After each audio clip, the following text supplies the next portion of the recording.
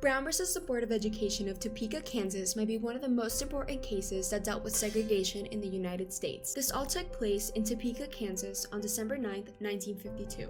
Linda Brown was a young African-American student in Topeka, Kansas. Every day, Linda and her sister, Terry Lynn, had to walk 7 blocks through a dangerous railroad to get to the bus stop that would take them to the all-black Monroe School.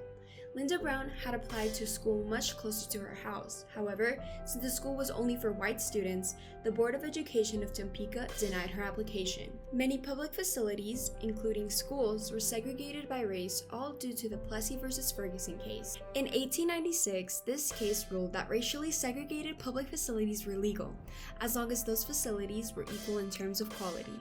This established the separate but equal doctrine for the next 60 years until the Brown family sued the Board of Education of Topeka. Thurgood Marshall, who worked at the National Associations for the Advancement of Colored People, or NAACP, decided to take on the Browns' case and represent them as their lawyer. They believed that the segregated school system deprived Linda Brown of the Equal Protection Clause under the 14th Amendment, which states, "No state shall deny to any person within its jurisdiction the equal protection of the laws." Brown argued that without good reason, different treatments of people simply based on their race was against the Equal Protection Clause.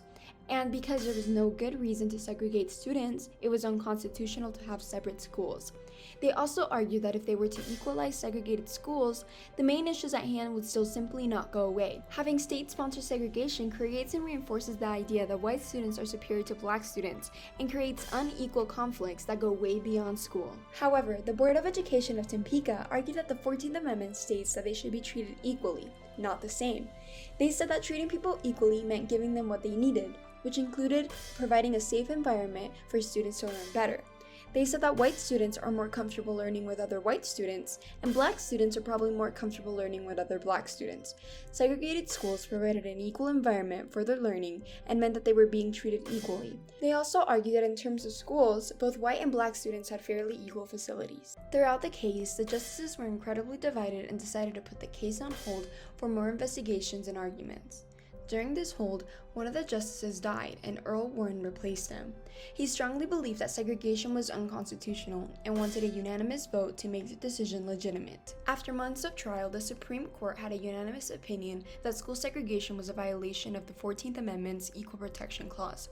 Chief Justice Earl Warren delivered the opinion and said, "We conclude that in the field of the public education's doctrine of separate but equal has no place. Separate educational facilities are inherently unequal." Brown versus the Board of Education paved the way for the civil rights movement.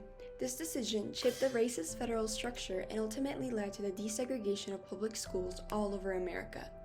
Achieving something this big fueled the civil rights movement, and a decade later, the Civil Rights Act and the Voting Act were passed. This case was a stepping stone that impacted America for the better.